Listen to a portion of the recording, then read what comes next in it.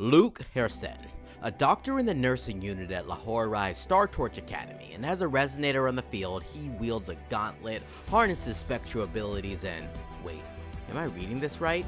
Slices and cuts the enemies, and that's it? Wasn't my first sentences about doctors? Nonetheless, Luuk is a character who's being released very shortly, if not already, and he brings a lot to the table.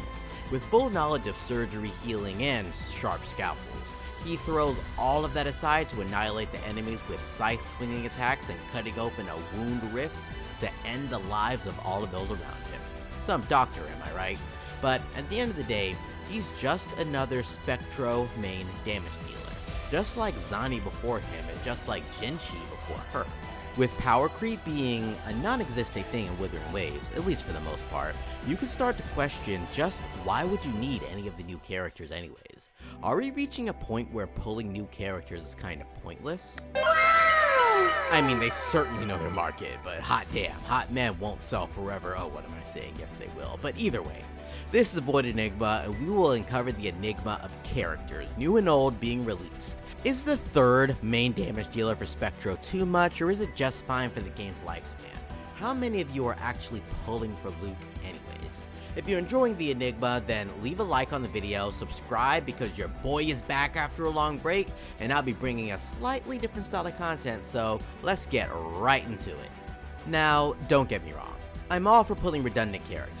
Galbrenna when I had Cheng-Li, Ameth when I had Cheng-Li, and I still use Cheng-Li alone and with both of them, but that's just because I'm a fusion lover. In other words, I love Cheng-Li. But for Spectro, I don't have that same love. I don't have Jinhsi, and Zani is the second best character in the game, fight me if you disagree, but there's Luuk, whom I don't have a desire to pull simply because I already have a Spectro carry. This will also bring up the question, are redundant roles going to be a problem in the future? The answer is already a resounding yes. Because just in my case, and even a lot of my friends whom I've already asked this question, they either already have Jinhsi or Zani, or they just don't need or want Luuk at this time. And then, to make things even worse, Luuk came right after Imeth, so it saves time for a lot of players because they only have one choice, and that's to save. And yes, it's true, the roster of Wuthering Waves is pretty diverse. I have a lot of things that I hate about characters in certain games, yet I find myself having 41 out of 45 characters in the game so far, only missing Jinhsi, Cantarella, and Rochia, and we're finally getting to the point where you can comfortably skip characters and lose nothing, right? So what does Wuthering Waves do to combat this? Exclusivity, cool combat mechanics, and wonderfully designed characters, and so far, it's working. I wouldn't have pulled Galbrenna and Imeth if that wasn't the case, but we need something more. With Luuk's release, he seems kinda basic, especially coming after Imeth. Luuk's kit is kind of a letdown, although Luuk's kit is great and his combat is actually pretty fun. He just gets outshined this time. Completely. But in the inevitable future, exclusive characters will be released. Who doesn't like a form-changing Sentinel resonator like Imeth and Cardathea? Those will be the characters that will always be pulled for, right? So maybe it's okay to leave these few characters behind now that we've actually built out our roster.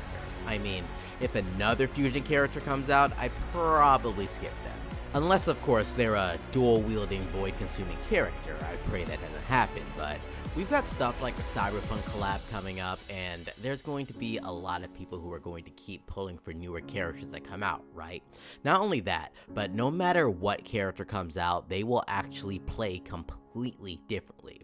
And if there are characters that are capable of quick swapping, it enables so many new combos like it's insane. Like Chisa, for example, which may seem like a complete waste of space in the game right now. Her quick swap combos with Cardathea and Chikona are insanely potent, making her a completely worthy character on my account. Things like that revolutionize your roster, and that's what keeps this game fresh, and that's a major upscore. Hopefully, Chisa earns her place in the future, but she's a pretty fine unit here on my account anyways. At the end of the day, you can't fix redundancy in a game that releases 1 to 3 characters every update. It's going to happen regardless of how you do it. It's inevitable. Wuthering has done an exceptional job of mixing up the roster as well as their kits, but some similarities will begin to arise. I don't need Luuk, nor do I want him, but many other people do. Many find him immaculate, sexy, and the polar opposite of a doctor. I mean, his kit just suggests that. So hopefully, years down the line, we are still playing the best gacha game in the market, and the character roster will look bright and unique, rather than the same few cliches happening over and over again. But so far, it's a nice and clean roster with many unique characters, and that's just a great aspect about this game that I love. Let me know what you think though. Will Wuthering Waves overcome the enigma of redundancy in their character designs, or will we eventually fall into the trap of the same character being released week after week? Let me know down in the comments below. Leave a like if you found the video entertaining, and make sure to subscribe for more enigmatic content just like this. Thank you so much for waiting for me to be back, and I'll be back with way more videos, so stay tuned everyone. Until next time, Enigma out.